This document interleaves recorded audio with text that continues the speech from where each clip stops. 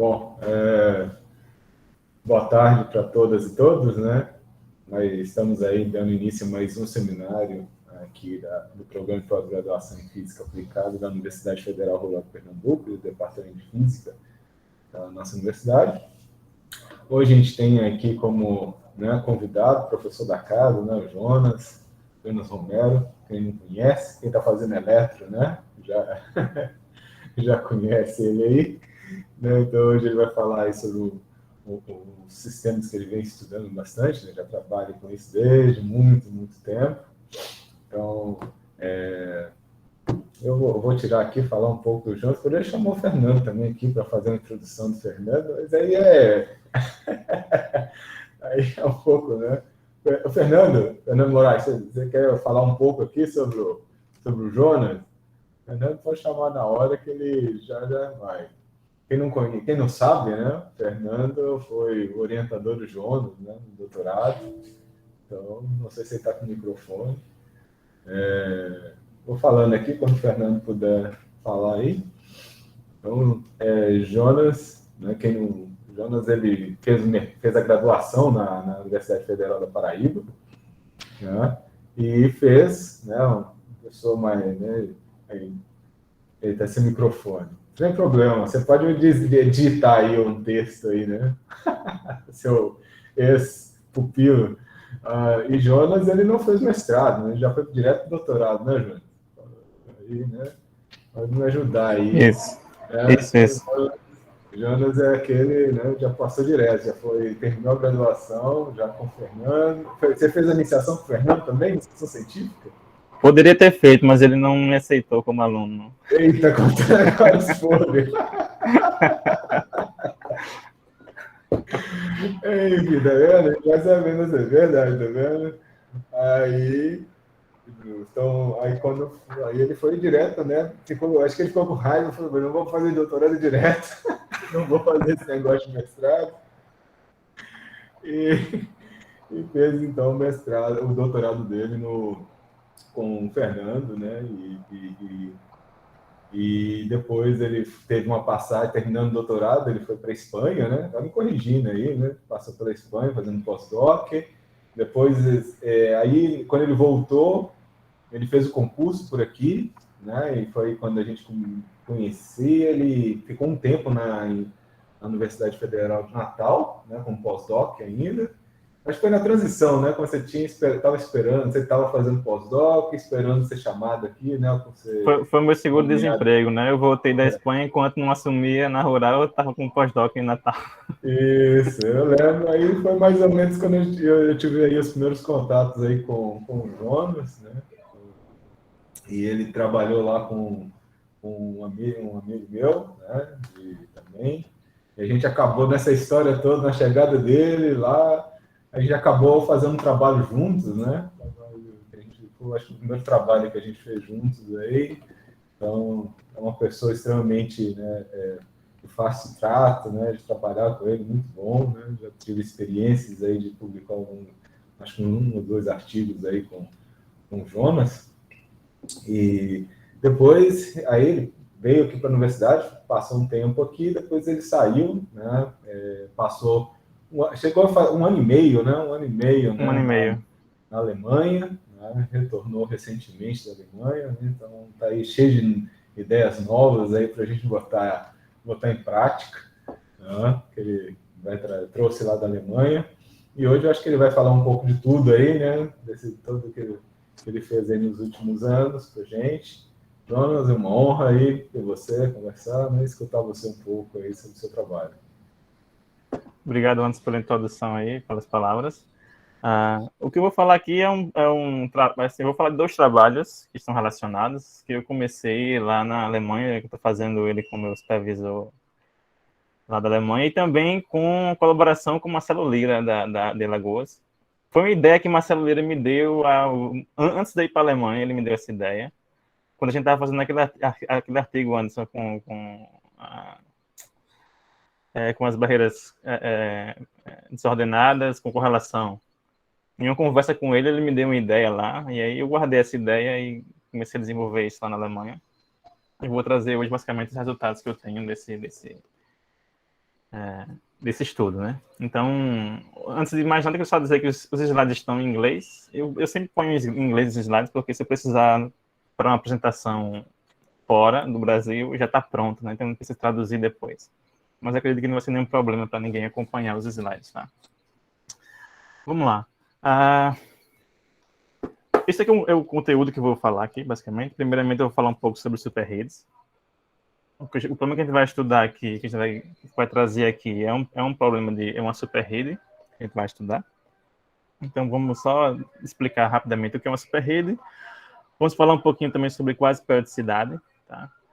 O que dela vem, né? O que é algo quase periódico. O que a gente vai estudar nessas superredes quase periódicas é transições de fase entre estados estendidos e localizados. Então, a gente vai falar um pouco sobre isso, como a gente identificar o que é um estado estendido e um estado localizado. E vamos entender também como a gente identifica esses estados. E por último, a gente vai falar sobre os nossos resultados aqui, que é uma superrede quase periódica, seguindo o modelo de Albrecht e André, que é um modelo que descreve uma sequência quase periódica, né? Que por último a gente vai concluir, tá? Então, vamos lá. Primeiramente, todo mundo que já estudou, fez algum curso de física quântica, de mecânica quântica, sabe que quando você tem uma barreira de potencial, existe a probabilidade das partículas quânticas tunelarem, né, atravessarem essa barreira, tá? Então, existe uma probabilidade de atravessar e uma probabilidade dela ser refletida. Né? Então, tem probabilidade de transmissão e reflexão. Isso é o que acontece quando a gente tem um potencial, uma barreira de potencial. Quando a gente tem um poço, se esse poço é infinito, o que a gente tem são estados ligados, né? Se a energia está aqui, estados ligados e discretos. Então, tem certas energias, que são essas tracejadas, onde é possível que você tenha um estado ligado aí dentro. Se esse poço ele não é infinito, né? Aí esses estados eles entram um pouquinho aqui dentro dessas regiões aqui de fora, né? Uma outra possibilidade que você tem é quando você considera agora duas barreiras. E quando eu tenho duas barreiras, o que acontece? Para duas barreiras, aqui dentro, entre as duas barreiras, eu posso imaginar isso aqui como sendo um poço, né? Então, aqui dentro é como se fosse um poço. E essas linhas que essas linhas que estão aqui dentro seriam o que seriam aquelas energias dos meus estados discretas, dos meus estados ligados dentro desse poço. Mas, novamente, isso aqui não é um poço de potencial, um poço quântico, então é só uma maneira de representar o que seria caso fosse um poço aqui dentro. O que acontece quando eu tenho duas barreiras? É que se você tem uma partícula quântica que incide em uma dessas energias, que seriam as energias desse poço, a probabilidade de transmissão é máxima. Então, ela passa sem enxergar essas barreiras. Tá? Isso é chamado de elemento ressonante. Tá? Como a energia das partículas que vêm aqui de fora está em ressonância com a energia que seria desses níveis, desses estados ligados aqui dentro do poço. Tá? Então, você tem esses máximos aqui de transmissão, exatamente nessas energias. Esses estados são chamados agora estados de quase ligados, né? E aí, quando você vai aumentando o número de barreiras, você vai criando agora o que a gente chama de superrede. O que acontece quando você aumenta agora 3 barreiras, 4 barreiras, 5 barreiras, 6 barreiras, essas energias, esses picos aqui de transmissão igual a 1 vão ficando, à medida que você vai aumentando o número de barreiras, você vai incluindo mais picos próximos uns dos outros.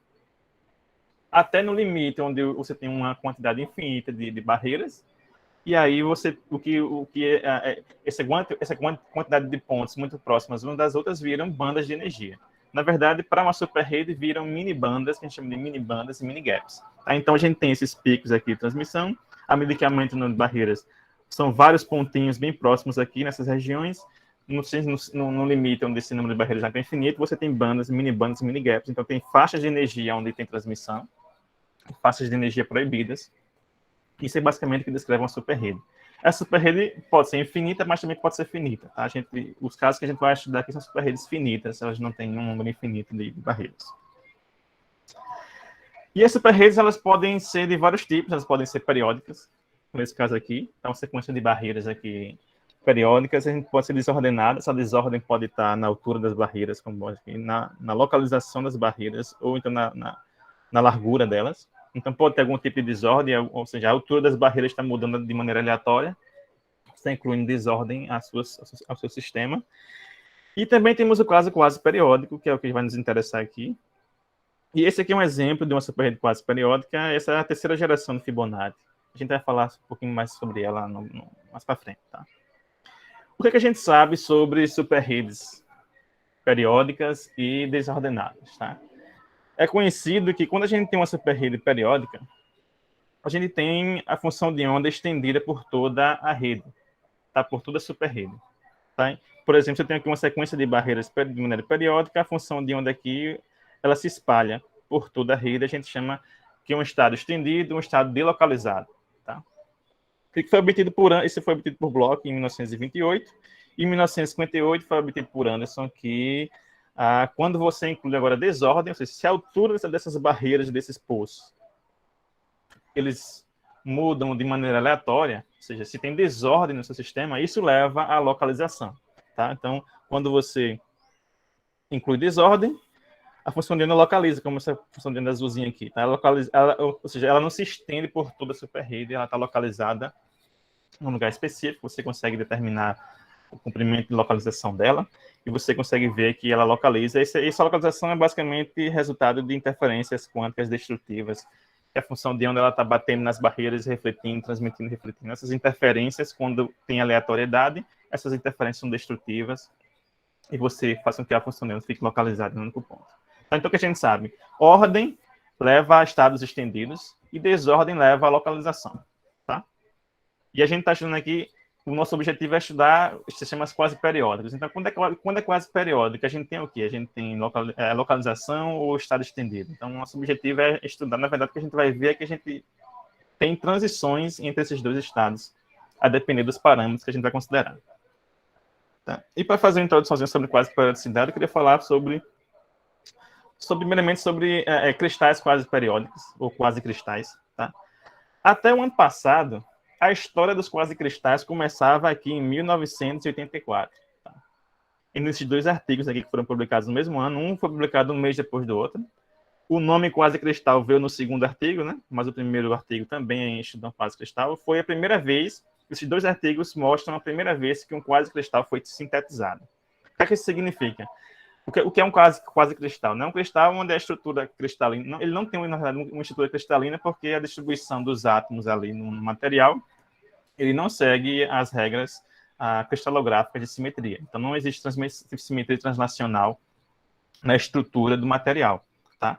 Então, a primeira vez que ele foi sintetizado de maneira pensada, né, vamos dizer assim, foi em 1984. Mas o ano passado foi descoberto de maneira acidental uma síntese de um quase-cristal. Tá? E ele foi resultado do primeiro teste de bomba atômica que aconteceu nos Estados Unidos. Tá? Então, o professor pegou um resíduo aqui desse primeiro teste de bomba atômica, que aconteceu em 1945, e quando foram olhar esse resíduo dessa bomba, viram que era um quase-cristal.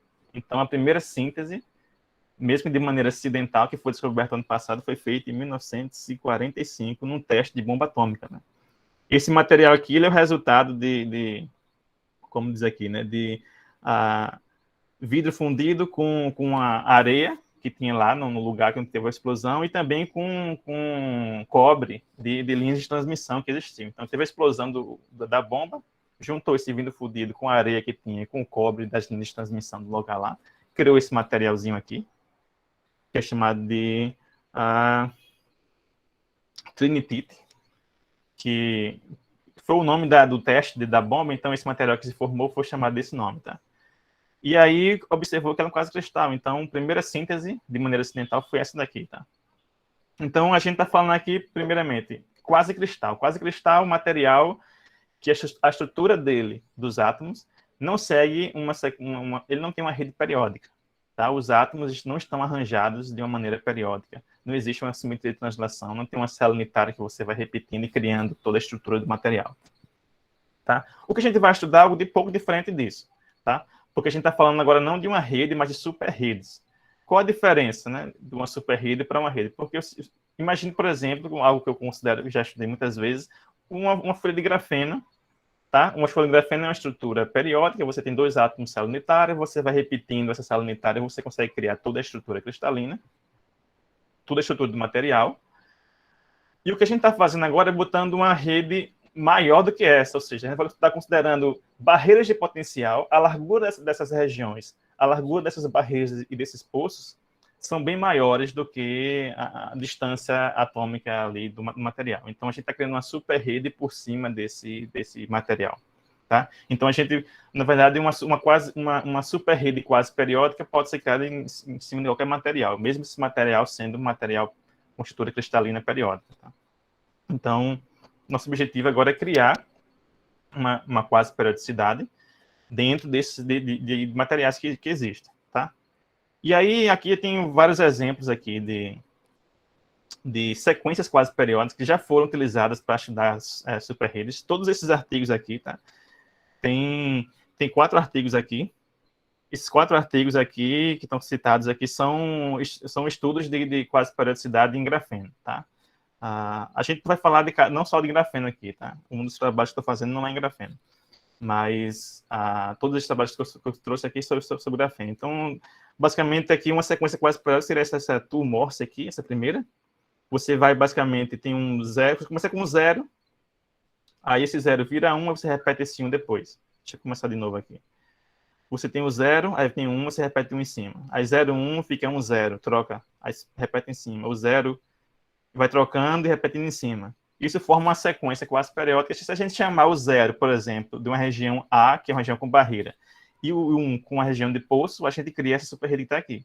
Ou seja, é uma distribuição de barreiras de potencial, barreiras de poço, mas que segue uma sequência quase periódica. Esse aqui é um exemplo Fibonacci. Fibonacci é uma sequência que eles somam os 2 números anteriores, né? Então, você começa com 0 e 1, o próximo número seria 1, aí o próximo 1 mais 1, 2, aí 2 mais 1, 3, 3 mais 2, 5, aí 5 mais 3, 8, o próximo número é o 13, o 21, 34, assim por diante. Isso vai formando essa série Fibonacci. Se você formar um ciclozinho aqui, sai essa espiral aqui, que é bastante observado na natureza.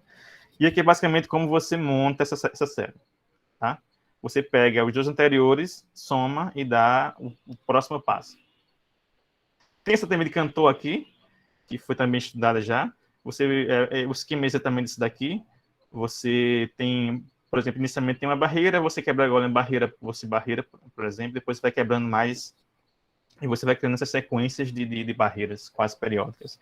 Outra opção também seria essa dupla periódica. A gente não vai estudar nenhuma delas, no nosso caso é o modelo de Albrecht-André, mas a gente vai só deixar claro que existem várias possibilidades de sequências quase periódicas, e essas coisas são bastante estudadas, né, nos materiais, tá?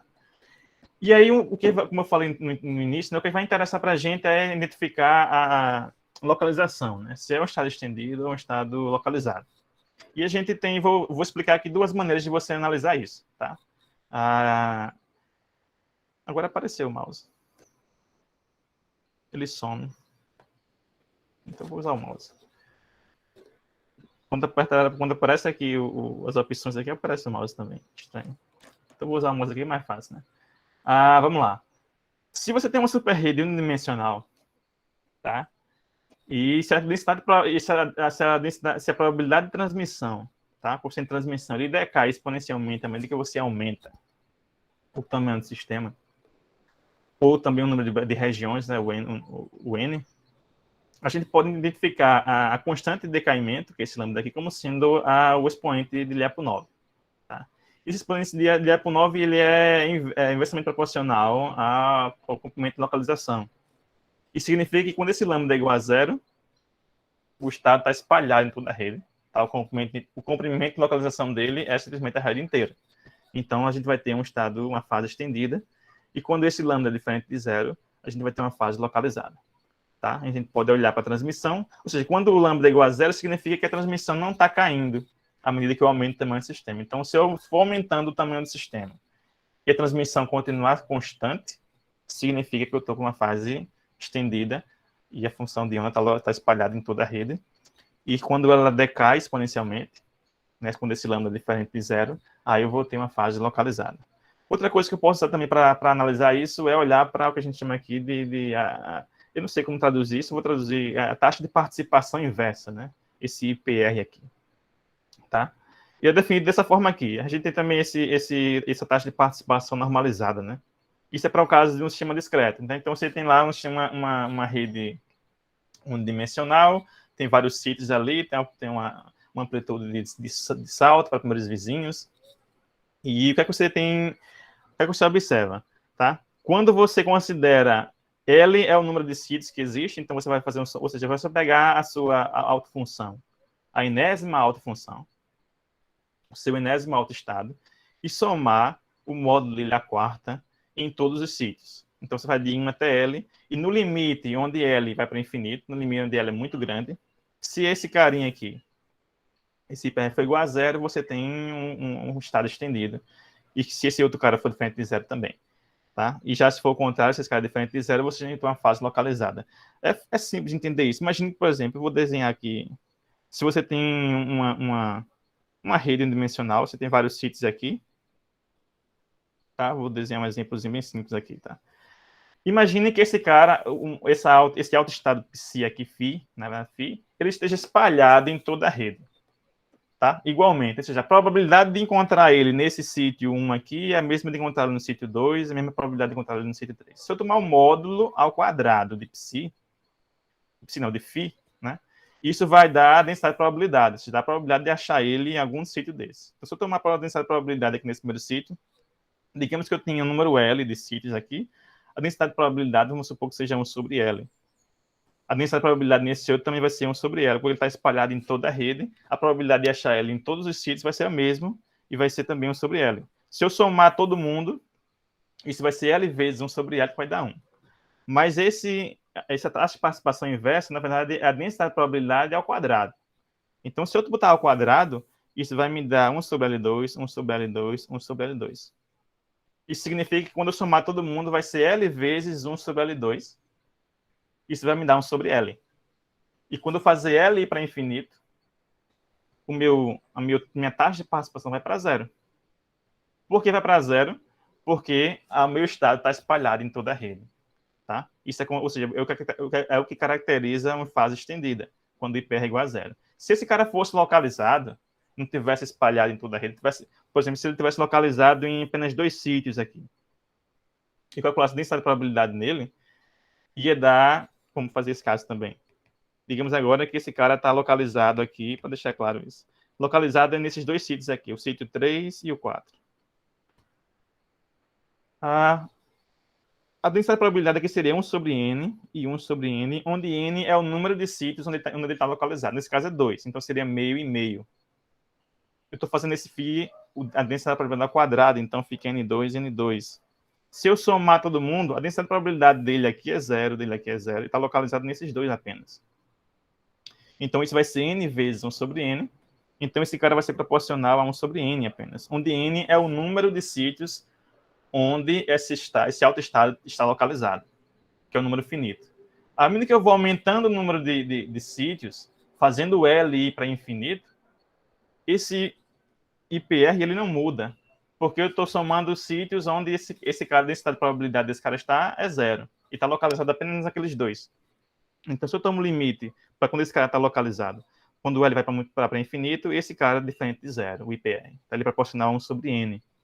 Então, é diferente de zero. Então, isso é uma forma de caracterizar um estado localizado e um estado estendido. A gente vai usar esse point lá para o 9, tá? Mas eu vou citar alguns artigos aqui que estudaram olhando para esse IPR, só para deixar claro como a gente identifica localização e fase estendida olhando para esse cara, tá? Tranquilo? Vamos para frente. Aí eu gostaria de citar esse artigo aqui primeiro, tá? Eu vou citar 2 referências aqui recentes que estudaram esse modelo de Albrecht e André, tá? E nosso artigo, o nosso trabalho que a gente vai falar está relacionado, também usando esse modelo, tá? Antes de falar sobre esse trabalho, eu vou falar sobre o modelo de Albrecht e André que foi proposto em 1980, né? Há bastante tempo, tá? Que é basicamente você considerar uma rede unidimensional. E aqui é no modelo Type Binding, considerando apenas saltos para primeiros vizinhos. Você tem um potencial por sítio, e esse potencial, a amplitude desse potencial é dado por lambda, mas esse potencial ele é modelado por esse cosseno aqui, tá? E quem é que está aqui dentro desse cosseno, tá? Então, no sítio 1, você vai ter potencial com esse J igual a 1, no sítio 2 vai ser com potencial com esse J igual a 2, e assim por diante. Esse B aqui é um número irracional. Tá? Então, ele considera um número irracional dentro desse cosseno, o que significa que o potencial vai estar variando entre menos lambda e lambda.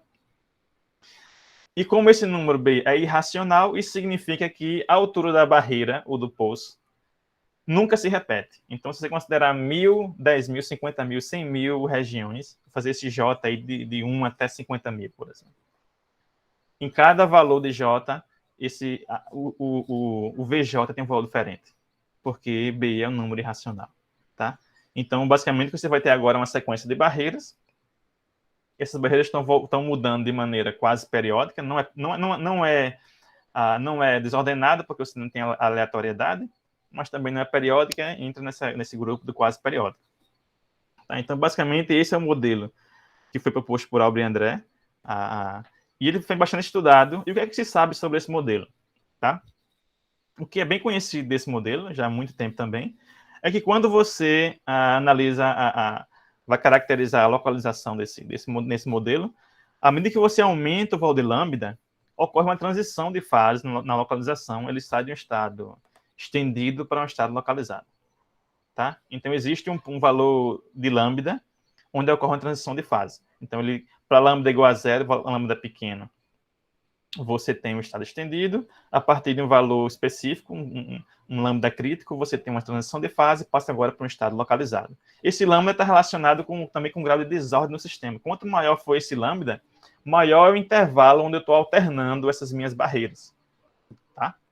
Então, esse é meu potencial. Então, quanto maior for o lambda, maior vai ser a alternância, que vai ainda estar introduzindo mais desordem ao sistema, vamos dizer assim. Por isso ocorre essa transição de fase do estado localizado, do estado estendido, delocalizado para um estado localizado. Tá? Agora vamos ver o que foi que esse cara fez aqui nesse artigo aqui do ano passado, né? Nesse artigo aqui especificamente, o que ele obteve, o que ele considerou uma superrede também quase periódica, unidimensional, com alguns ingredientes a mais, tá? Ele considerou duas subredes, tá? Então ele tem a subrede A e a subrede B. Ele considerou saltos para primeiros vizinhos, mas existem saltos dentro da mesma célula e saltos para células vizinhas, né? Então você tem A, B, o próximo sítio seria A, B de novo, A, B, então você pode ter saltos da subrede A para a subrede B dentro da mesma célula, e a amplitude desse salto é T1, e T2 é a amplitude para os saltos para as células vizinhas, células diferentes. Tá? E ele também considerou que a amplitude do potencial lambda A e lambda B para cada subrede são diferentes. Na verdade, ele fez os dois casos, quando são iguais e quando são diferentes. Ele obteve o seguinte: quando lambda A é igual a lambda B, tá?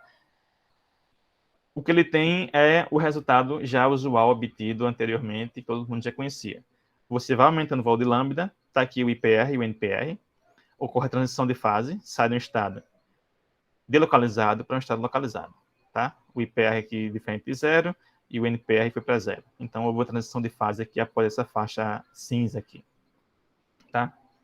E aí, quando ele coloca lambda A igual a menos lambda B, quando agora tem uma diferença na amplitude desses potenciais para cada superrede, ele obtém uma nova transição aqui para um valor maior de lambda. Então, inicialmente tem a primeira transição de fase, mas depois, o que ele diz aqui é que alguns estados não localizam nessa primeira transição. Então, à medida que você vai aumentando o valor de lambda, há uma segunda processo, transição na localização para um valor de lambda maior. Tá? Então, esse é basicamente o principal resultado desse artigo aqui, que foi publicado no passado, o que ninguém havia observado ou calculado algo desse tipo. E esse daqui é um comentário desse artigo. Tá?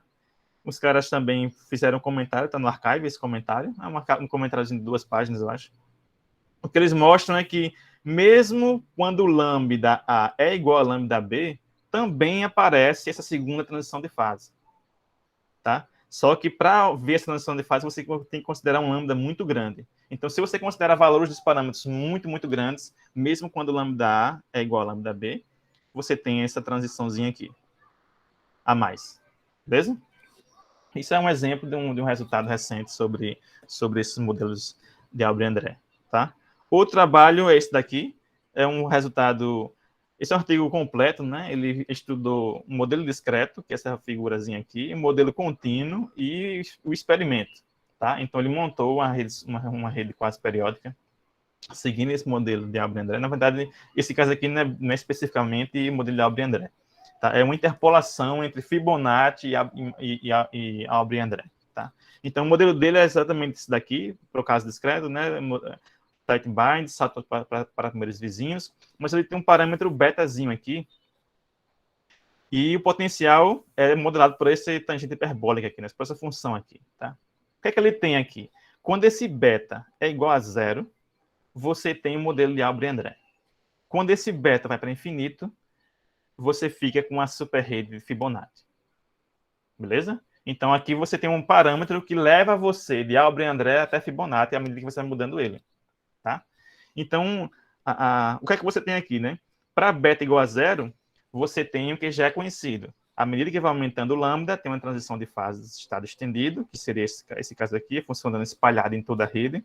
Tem um ponto crítico aqui, onde ocorre a transição de fase para o estado localizado, funcionando todo localizado aqui no único ponto.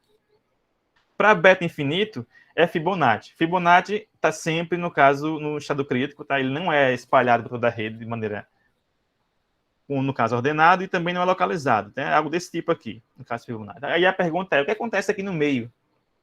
Né? Quando você sai de um para o outro. Tá? Como é que você sai dessa transição de fase para lá? Tá? Então, ele fez esse estudo aqui. Essas figuras aqui que eu postei é uma parte dos resultados que tem lá, né? E o que eles obtiveram foi exatamente como ocorre essa transição de um ponto para outro. Então, sai de beta igual a zero até um beta maior e estuda o IPR que a gente definiu a 2 slides anteriores, como isso acontece. Então, quando ele é zero, é um estado localizado. Quando ele é diferente de zero, você tem um estado estendido, né? Então, para beta igual a zero, tem o resultado exatamente como esperado. E à medida que você vai subindo, você vai vendo como vai se comportando aqui esse sistema. É como se você tem suas transições em cascatas, como eles chamam aqui no artigo. Né? Tá? Então, um artigo bastante interessante, bonito. Né? Esse é o resultado experimental. Conseguiu, pelo menos para essa parte aqui de baixo, dar algo, conseguiu reproduzir bem o que aconteceu na teoria. Então um artigo bastante interessante. E tem muita coisa, isso é para deixar claro que tem muita coisa sendo feita com essas coisas, né, com esses superredes quase periódicas. E o que a gente fez foi trabalhar com isso. Tá? Então vamos lá, considerar agora o nosso problema. Né? Inicialmente a gente considerou o caso não... Para quem acompanha os meus trabalhos, eu tenho muita experiência com superredes envolvendo em grafeno, né? Envolvendo questão de Dirac, superredes envolvendo partículas relativísticas. Nesse caso aqui, nesse primeiro trabalho, a gente considerou o caso de Schrödinger. Tá? Então, a gente tem uma superrede usual, com as barreiras de potencial, só que a gente está usando esse modelo de Albrecht-André, só que agora a modulação, em vez de ser na altura das barreiras, vai ser na largura. Tá? A gente estava considerando aqui o modelo contínuo, tá? Então a gente vai resolver aqui a questão de Schrödinger, como está aqui. E esse Wn, que é a largura de cada região na minha superrede, é modulado por esse cosseno. Aqui aparece o módulo, tá? Esse módulo porque a gente não quer uma largura negativa. Tá? Então esse cosseno, a gente precisa que ele varie de 0 a 1. Tá? Então a gente está considerando aqui o módulo do cosseno. A gente também incluiu, esse Iazinho aqui é um número irracional, que precisa aparecer lá dentro do cosseno, para a gente ter essa superrede quase periódica. E esse Nizinho aqui foi um expoente a mais que a gente incluiu, que quando a gente conhece Ni, a gente estaria com o modelo de Albrecht-André estendido. Tá? Quando o Ni é igual a 1, é o modelo de Albrecht-André usual, que foi proposto por eles lá em 1980. Para quando a gente tem esse expoente diferente de zero, a gente estaria com o modelo estendido, a gente tem mais possibilidades, a gente incluiu ele aqui para estudar um resultado mais completo, né? A gente vai ver aqui que, na verdade, existe uma transição de fase em função desse expoente Ni aí, quando a gente vai mudando ele de 0, vai de 0,2 até um valor mais alto, tá? Então, primeiro, a gente usa o modelo de transferência, né, para achar a transmissão, e sabendo como é a transmissão, a gente consegue identificar aquele expoente lá por 9 e ver as transições de fase aqui, tá? Então, vamos lá. Esse é o primeiro resultado. Esses primeiros resultados são para incidência normal, então a gente está olhando aqui uma incidência nessas barreiras com um ângulo igual a zero, ou seja, o ângulo de incidência é zero, então é a incidência normal nessas barreiras. Esse é um ponto importante, a gente vai falar incluir outros ângulos mais na frente, tá? E a gente considerou aqui a transmissão, a probabilidade de transmissão, né? em função da energia e desse expoente Ni, beleza? Então, a gente considerou para vários valores de N, tá? N igual a 250, foi aumentando o tamanho da rede para 500, 1000 até 2000, tá? Por que a gente fez isso? A gente fez isso para tentar identificar, basicamente, aonde a gente pode ter um estado localizado e um estado estendido, né? À medida que eu vou aumentando o N, onde eu ver a transmissão caindo, me dá, pelo menos indica que ali eu vou ter um estado localizado, porque a transmissão aparentemente está caindo. Existe um decaimento quando eu aumento o tamanho do sistema. E onde a transmissão ela permanece constante à medida que eu vou aumentando o tamanho do sistema, é uma indicação que ali eu vou ter um estado estendido. Porque à medida que eu vou aumentando o número de barreiras, o tamanho do sistema T permanece constante. Tá? Então, esse primeiro gráfico é para eu identificar o que eu quero, e aí eu vou olhar depois, região por região, ponto a ponto, o que está acontecendo. E quando se você olhar aqui direitinho, quando esse Ni é muito pequeno, tá? Ni muito pequeno, quando o Ni é zero, no caso, onde Ni é zero, você tem uma superrede periódica, né? Porque esse cara não muda mais com N. O N some, tá? Só para deixar claro. O N some, você fica com uma superrede periódica. Todas as larguras são as mesmas, tá? Então, você tem uma estrutura de bandas usual. Então, o que você vê aqui embaixo, para Ni muito pequeno, é um gap, uma banda, depois um gap, depois outra, a banda, energia, assim por diante. À medida que você vai aumentando o valor de Ni, você vai vendo esses gaps sendo deslocados para energias menores, até chegar um momento, um valor ali um pouco antes de 0,2, onde a característica de periodicidade do sistema desaparece. Então, a gente vai analisar basicamente a partir de 0,2, é onde o comportamento da quase periodicidade ela pode ser vista e analisada, tá? Então, essa parte de baixo aqui do comportamento é um comportamento típico do sistema periódico, estrutura de bandas, porque esse Ni é muito pequeno. Tá? A gente pode observar aqui duas regiões interessantes. Tá? A primeira é essa banda aqui, essa região aqui, essa faixa de energia, onde a transmissão não muda à medida que você vai aumentando o número de barreiras. Então, a gente pode imaginar, possivelmente aí vai ter uma fase estendida. Uma fase estendida aqui. E também para Ni igual a 1, que é o caso do modelo Abre-André usual, também aparentemente possa ser que tenha uma fase estendida aqui, porque a transmissão parece que não está caindo à medida que eu vou aumentando o número de barreiras. Tá? Agora, os próximos resultados são basicamente uma análise detalhada de tudo isso. Tá? Vamos lá. Primeira coisa, a gente vai analisar o caso quando o Ni é menor ou igual que 0,7. A gente considera duas energias aqui, tá? Energia 40 mV. Essa energia, ela está aqui dentro dessa bandazinha aqui. Ou seja, a gente considerou uma energia aqui dentro e uma energia fora. A energia fora é a de 100 mV, tá? E aí, para a energia de 40 mV, ali dentro daquela bandazinha, a gente vê que à medida que a gente vai aumentando o número de barreiras, tá? A transmissão ela permanece constante. Apenas 0,7 aqui dá uma queda inicial e depois permanece constante, normalmente. Ou seja, isso indica um estado estendido, de fato, como a gente já imaginava, tá? E por que tem esse decaimento inicial aqui em 0,7, depois se vê constante? Isso daqui é basicamente o cosseno que modula as larguras. Cada ponto desse é o valor da cosseno à medida que a gente aumenta o N. Tá? E se você for ver inicialmente, para 0,7, tem uma distribuição meio que aleatória, desordenada dessas larguras.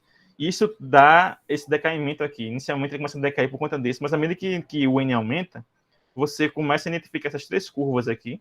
Ou seja, a largura, elas vão alternando essas três curvas, mas você vê uma certa ordem na distribuição dessas larguras. E a gente está atribuindo essa ordem aqui dessas curvas o fato dessa função, dessa fase aqui ser estendida. Lembrando que fase estendida é obtida quando tem periodicidade. E quando tem desordem, a gente tem localização. Tá? E aí, para o caso é igual a 100 mV, o que a gente vê é que todo mundo está caindo à medida que você aumenta. Então, todo mundo tem uma fase estendida, todo mundo tem uma fase localizada. Mas para alguns valores de Ni aqui, por exemplo, 0,2, 0,3, você vê uns degraus aqui. Né? Tem vários passos aqui. Então, para algum intervalo de N, ele permanece constante. E para outro intervalo de N, ele decai. Depois ele permanece constante de novo, depois cai. Ou seja, vai caindo por pedaços. Como é que a gente entende esse comportamento aí, tá? Aqui, basicamente, o que está acontecendo Esse é o 0,2, 0,3 isolados aqui para essa energia. E aqui está o cosseno que modula esses caras. Tá? E aqui está em comparação o caso periódico. Se eu colocar um caso periódico, quando todas as larguras são as mesmas, eu vou obter exatamente um comportamento muito parecido com esse. Tá? E o que está acontecendo aqui? Primeiro, lembrando, o W0, a largura está sendo modulada de 0 até o valor máximo, que é W0. Então, W0 está multiplicado por um cosseno, esse cosseno está variando de 0 a 1, que é o módulo dele. Então, a largura das regiões está variando de 0 até W0. Tá? E como para Ni igual a 2, Ni igual a 3, se você prestar atenção, à medida que você vai aumentando o N, ou seja, eu saio de N igual a 1 para N igual a 2, N igual a 3, se dá N igual a 3000, 3001, 3002, o quanto o valor do cosseno muda é muito pouco, tá? Então, a largura da região da frente, seguinte, é muito parecida com a região que eu estou agora.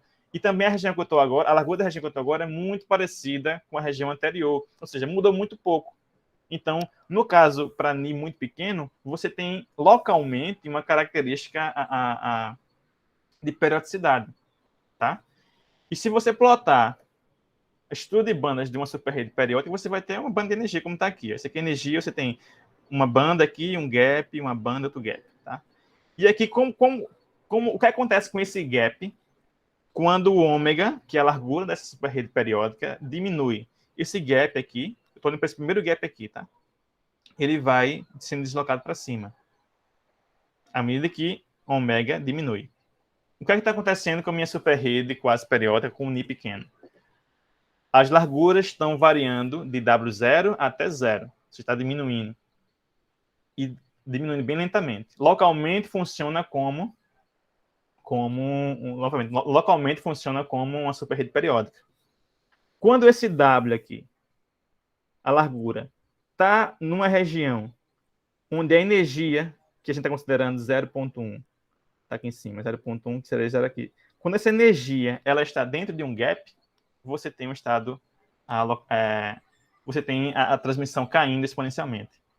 E quando esse W0, as larguras, dão lugar a uma superrede, onde aquela energia está dentro de uma banda, você tem um estado agora estendido e você tem a transmissão constante à medida que você varia N. Ou seja, a variação do número de regiões está fazendo com que o meu W0, as minhas larguras, estejam mudando, mas mudam muito lentamente.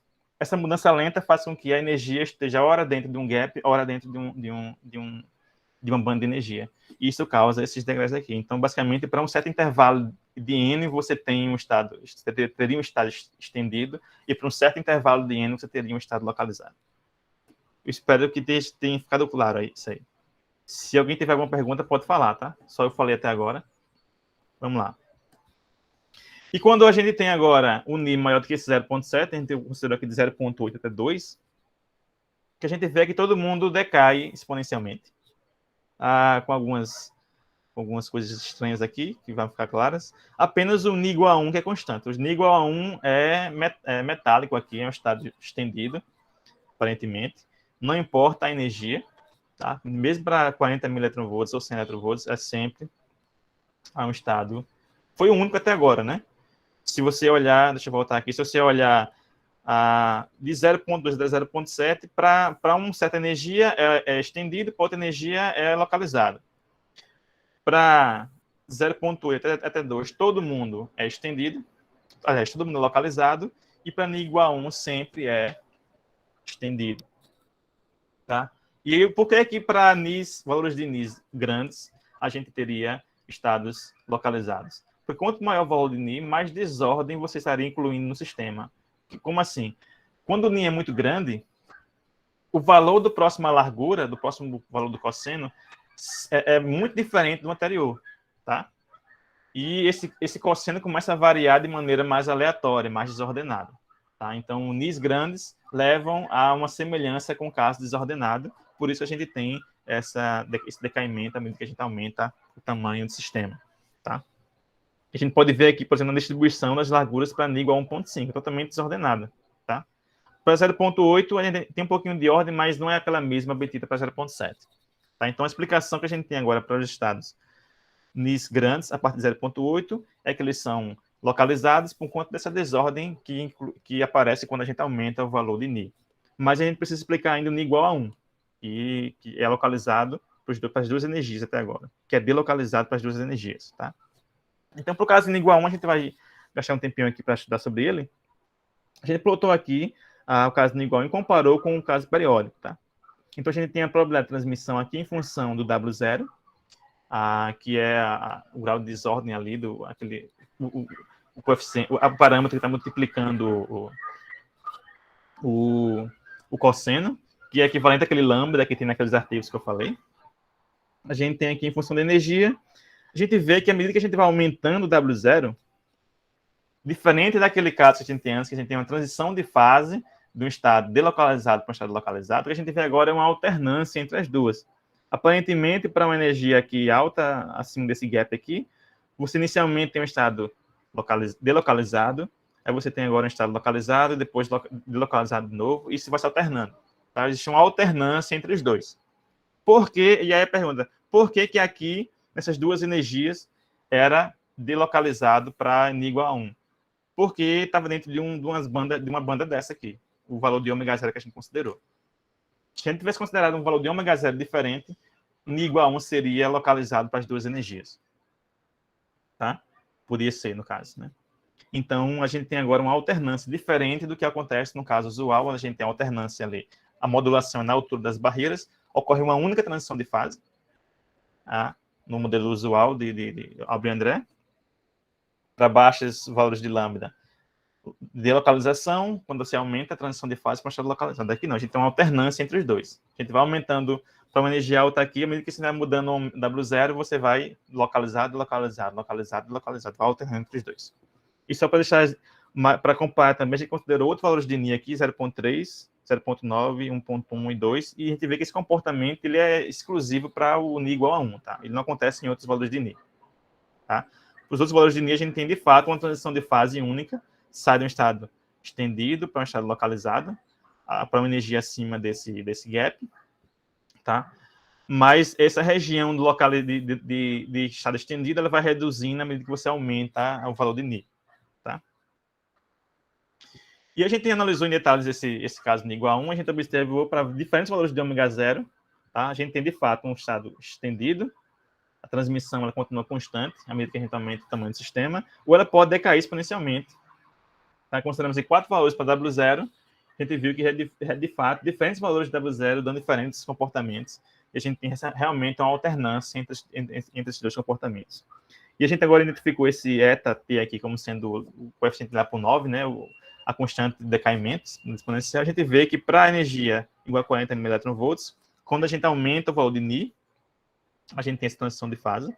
Para Nis pequenos, a gente tem estados estendidos, e a partir de 0,8, estados localizados a menos de Ni igual a 1.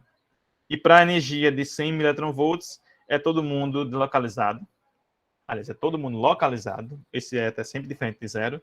A gente também colocou aqui o que seria o valor de eta naqueles platores e naqueles degraus que a gente tinha lá. Então, onde está caindo, esse vai ser o valor de eta. E para onde tem os platores, né, seria 0, tá?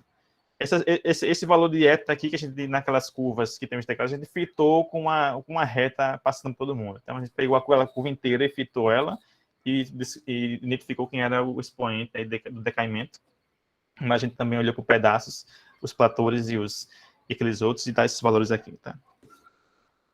Para a gente concluir esse trabalho, a gente calculou também sobre a condutância, né? A gente agora considerou o ângulo variando, então considerou o ângulo variando, integrou a transmissão para todos os ângulos. E o que a gente também tem agora é que a gente tem transmissão, a gente tem, para as duas energias, a gente vai ter estados delocalizados, quando o Ni vai de 0,2 até 0,7. No outro caso, aqui, 0,2 a 0,7, ele é delocalizado apenas para essa energia específica. Para essa outra, ele é um estado localizado. Aqui, não. Na condutância, não. Tá? Mesmo para a energia de 100 mV, de 0,2 a 0,7, tem um decaimento inicial, mas depois ele fica constante. Tá? E como a gente entende isso, tá? Quando a gente tem agora θ diferente de 0, a gente pode escrever o vetor de onda Kx e Kx', que são os vetores de onda nas duas regiões, com uma barreira e sem barreira. A gente reescreve, inicialmente a gente tem que considerar que y é igual a zero, que y é igual a zero em incidência normal, não tem vetor de onda na direção y. Quando esse ky agora é diferente de zero, quando o ângulo de incidência é diferente de zero, a gente pode reescrever esse kx em termos de cosseno quadrado de θ0 aqui.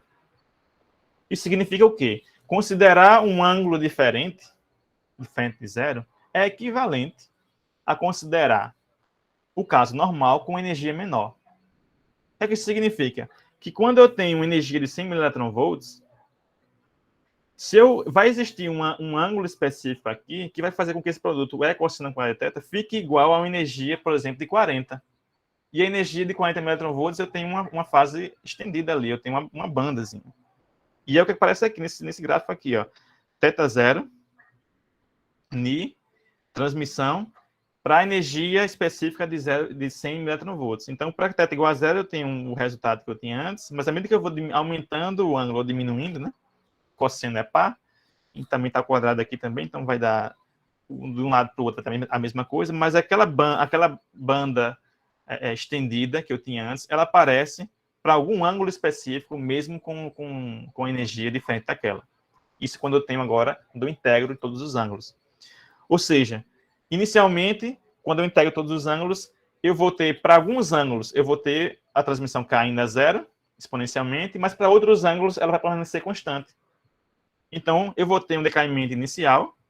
Depois que aqueles ângulos onde ele decai chegam a zero, só sobra a transmissão agora daquelas regiões onde ele não decai, então ela fica constante. Então, olhando para a condutância, eu vou ter transições de fase em função desse Ni aqui para ambas as energias. Tá? Então, o intervalo de energia onde eu tenho transições de fase em função desse Ni aqui, ou em função do eta, aliás, em função do Ni mesmo, ele é bem maior do que aquela única banda que eu tinha inicialmente para o caso de incidência normal. E agora o último caso, esse caso aqui ainda está incompleto. Lembrando, esse artigo aqui ele não foi publicado ainda, tá? Ele está praticamente pronto para ser publicado. Falta pouquíssima coisa, mas vai ser publicado em breve, submetido em breve. Esse aqui ainda falta alguns resultados, mas eu vou adiantar aqui algumas coisas que eu já tenho, que é estudar agora o modelo de Albrecht e André em sistemas de Dirac, em sistemas relativísticos, né? E aqui o sistema que a gente está considerando é o grafeno, tá? Então a gente tem o Hamiltoniano de Dirac usual para o grafeno, com esse potencial, e aqui a gente está usando o modelo usual mesmo de Albrecht e André, tá? Sem aquele expoente Ni, como nunca foi usado em sistemas de Dirac, a gente está usando o caso mais simples, o caso usual, e quem está variando aqui é a altura das barreiras, como sempre foi considerado. E aí, quando a gente plota aqui a energia, o coeficiente de transmissão em função da energia e em função de V0, que seria aquele lambda que a gente tinha antes, tá? Se a gente olha para energias altas, tá? O que a gente vê é uma transição de fase entre um estado estendido e um estado localizado. E isso era algo que já acontece nos casos não relativísticos. Então, isso é algo que acontece que já era de se esperar. O tempo está passando, então vou adiantar um pouquinho aqui. Eu não vou falar sobre comparar com o caso desordenado, não. Mas se a gente olha para baixas energias, não existe uma transição de fase entre um estado estendido para um estado localizado. Isso é estranho, isso não acontece antes. E quando você pega agora esse V0 e aumenta bastante, você recupera estados estendidos. Tá? Lembre, no caso lá, Schrödinger, no caso não relativístico, o modelo de Albrecht e André usual tem só uma única transição de fase. Tá? Aquele outro artigo lá que tem uma nova transição de fase é para um caso mais exótico, tem duas sub-redes, então, para o caso mais simples, uma única sub-rede, você tem uma única transição de fase, o estado estendido, vai para um estado localizado, a partir de um V0 crítico. Tá? Aqui a gente tem a mesma coisa, vai ter uma transição de fase, mas para energias baixas não tem transição, isso é sempre localizado, é sempre delocalizado. Tá? E para energias altas, quando você vai aumentando o valor de V0, você recupera o estado estendido. Tá? O que está acontecendo aqui? Tá? E só para deixar isso claro, né? Considerei 3 valores de V0. V0 pequenininho, estado estendido, transmissão não cai quando você aumenta, isso é 0,9. Tá? Então, essa transmissão é praticamente 1 o tempo todo. 50 mV, transição de fase, já estou numa fase localizada, a transmissão está caindo exponencialmente. Aumentei agora para 310, por exemplo, estado estendido novamente. Eu aumento o valor de N, do número de barreiras, a transmissão não muda. Beleza? Isso aqui é uma prova de que não muda, né? A probabilidade de transmissão. Tá? Mas o importante aqui é deixar claro que aqui está estendido, aqui está localizado, e aqui está estendido de novo. Tá? E aí, como é que a gente explica isso daí? A gente explica isso por conta do atenuamento de Klein. Tá? Esse carinha aqui. Digamos que você tenha a única... Obrigado aí. Digamos que eu tenho uma única aqui barreira, né? Vamos ser um caso mais simples. Eu tenho um quase partícula aqui no grafeno incidindo aqui nessa barreira, tá? Aqui eu vou ter o vetor de onda, vai ser Kx e Ky. Aqui eu vou ter Qx e Ky, porque o Kx e Ky é o mesmo nos dois lados, porque você tem variância transnacional, tá? Em Y, não tem nenhuma barreira em Y, então em Y você tem variância transnacional, o momento, esse vetor de onda aqui se conserva, o momento se conserva ali. Então, o que é que eu posso fazer aqui? Se Ky é igual nos dois lados, eu vou escrever Ky como sendo módulo de K seno θ1, que é uma distância desse lado de cá, vai ser igual ao módulo de Q, que seria o vetor de onda nesse outro lado, seno θ2. Tá? Então, vai ser igual ao outro. Quando eu substituo quem é... Lembrando que K é essa raiz sem esse KY. Então, é ao quadrado, raiz quadrada de A quadrado sobre H2VF2. E vou botar esse termo aqui. Quando eu substituo aqui, me dá essa relação. Tá? Módulo de E seno θ1 é igual ao módulo de A menos V seno θ2. Se eu considero que a energia é muito menor que a altura dessa barreira, ou seja, esse módulo aqui, essa energia só vira só V, e como a energia que é muito menor do que V, esse seno aqui, tá? Tem que ser muito menor do que o valor desse outro seno aqui. Ou seja, esse seno tem que ser próximo de zero para compensar o fato desse valor de V ser muito maior do que a energia. Ou seja, energia muito menor do que V da altura da barreira leva a uma transmissão normal. Leva esse ângulo θ2 a ficar próximo de zero. O que acontece quando θ2 é igual a zero?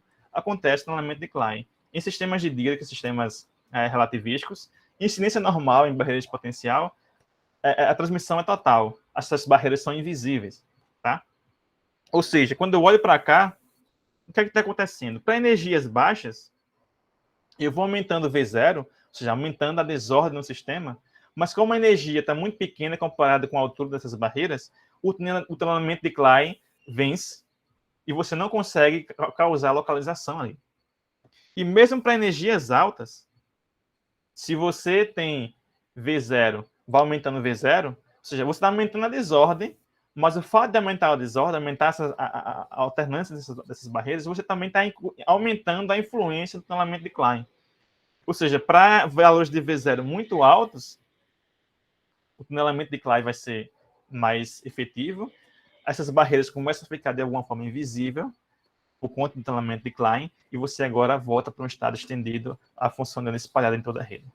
Tá? Isso é basicamente o resultado principal. A gente também calculou aqui a... Não, peraí. A gente também calculou a condutância.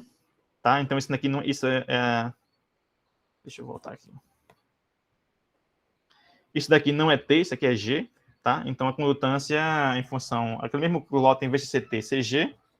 E a gente vê aqui que a condutância, inicialmente, ela tem um certo valor, ela cai, à medida que você aumenta V0, mas ela volta a crescer novamente para V0 muito grande, tá?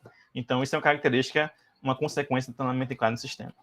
Tá? Para a gente concluir aqui, a gente primeiro estudou a característica, a gente caracterizou a fase de localização em superredes quase periódicas, seguindo esse modelo de Albrecht e André. A gente primeiro considerou essa modulação na largura e viu que a gente tem uma alternância entre essas fases, quando a gente aumenta W0, para o caso N igual a 1. E olhando para o caso estendido, a gente obteve também uma nova transição de fase em função desse expoente Ni. Tá? E essa transição ocorre para um intervalo específico de energia. E por causa relativística, a gente encontrou uma nova transição de fase, além da usual, estendido para localizado, a gente obteve uma nova localização no fase do estado localizado para o estado estendido, quando a gente aumenta a desordem, o V0, e isso é consequência do elemento de Klein. E é isso, obrigado. Opa. Ótimo seminário, Jonas, muito obrigado. Aí, tema muito interessante. Tem algumas coisas aí que a gente pode discutir, mas antes de entrar nas perguntas, eu queria pedir a todos e todas para abrirem aí os microfones e a gente fazer aí uma salva de palmas aí para o professor Jonas, né, pelo seminário, agradecer.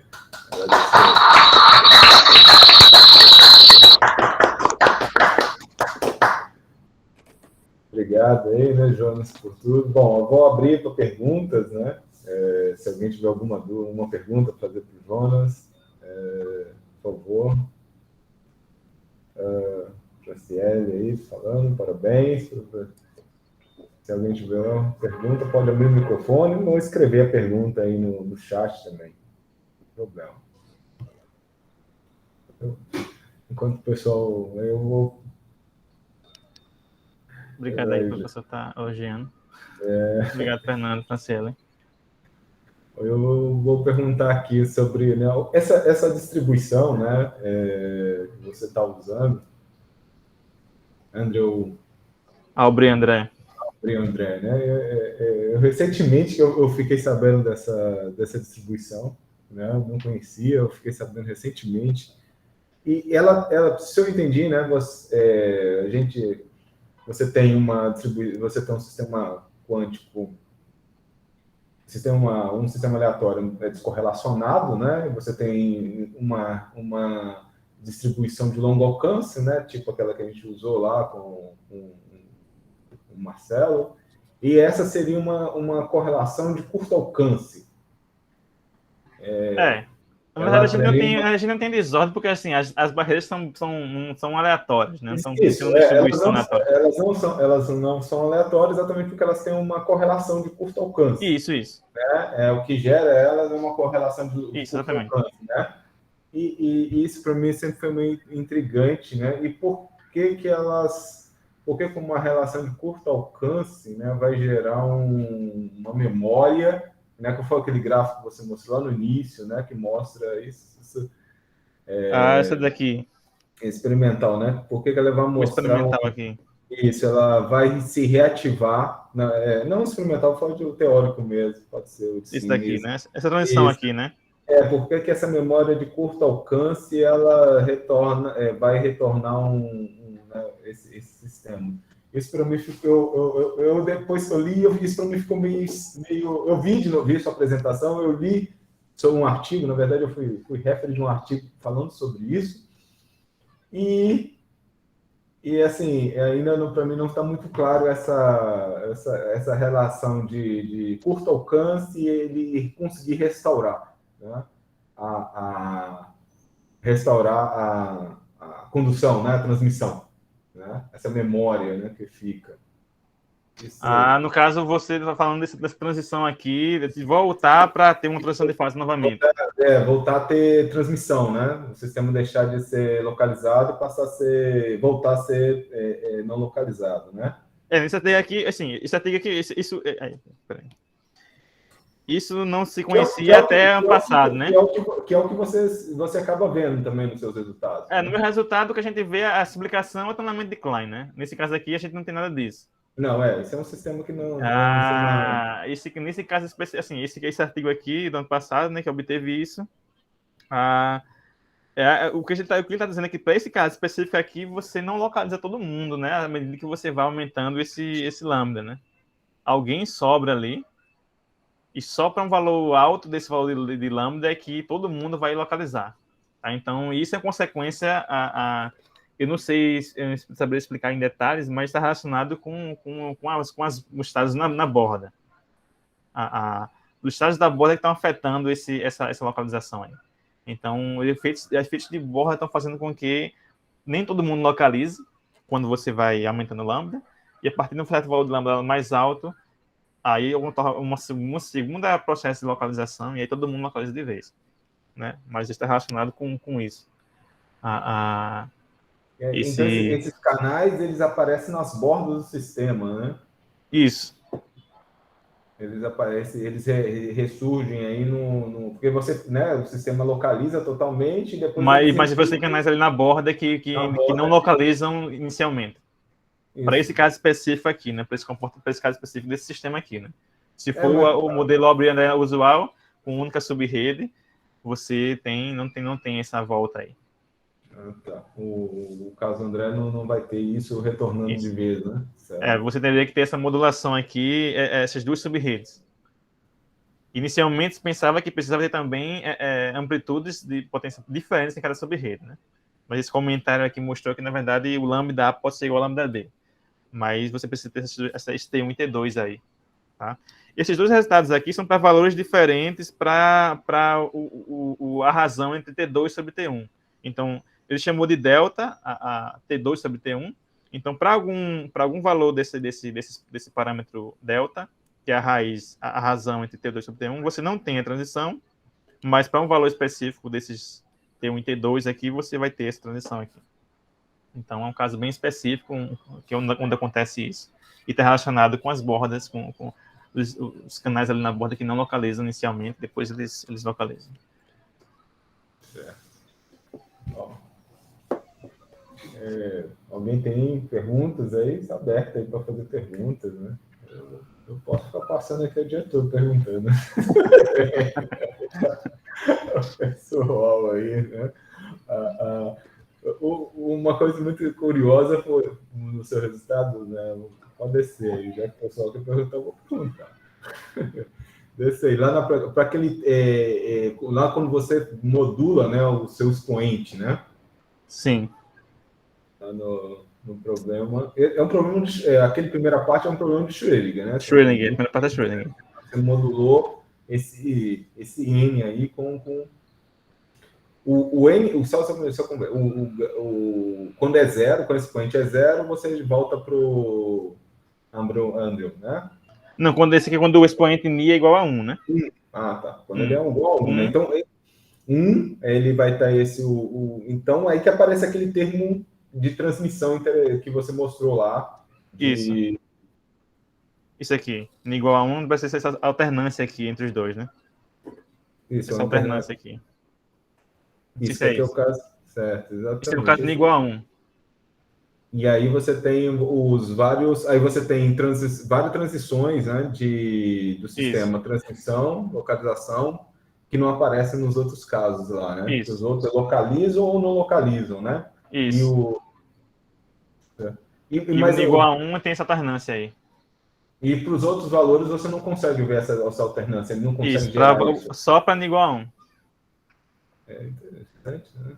Você tira o sistema... Esse Ni igual a 1 é um caso extremamente especial, né? Especial. É um modelo inicial, né? Uhum. Na verdade, quando a gente muda o valor de Ni para valor muito pequeno, a gente está facilmente tentando fazer o sistema se parecer com o caso periódico, e quando a gente aumenta esse valor de Ni, a gente está fazendo o sistema se parecer com o caso desordenado, basicamente isso. E o Ni igual a 1 é um caso especial, que não se parece com nada. Que não... A correlação, né? As correlações, a correlação de curto alcance que colocam isso daí, né? E geram esse efeito intrigante aí, né? Como eu falei, né? A gente vê certas coisas desse tipo para sistemas como a gente viu lá no artigo lá, para longo alcance, né? Correlações de longo alcance. O sistema retorna, né? Mas curto alcance agora também tem esses modelos que geram esses negócios aí, parece bem interessante. Eu estou satisfeito mesmo com as perguntas, né? Mas pode discutir, conversar aí. Bom, passar aí, né? Se ninguém mais tem perguntas, dúvidas, vou agradecer aí imensamente ao professor Jonas pelo seminário. Obrigado aí, pessoal, pela presença. A gente se vê aí semana que vem novamente, né, para o próximo seminário. Jonas, muito obrigado, ótimo seminário. Obrigado mesmo. Até mais, pessoal. Até a próxima. Até semana que vem. Um grande abraço.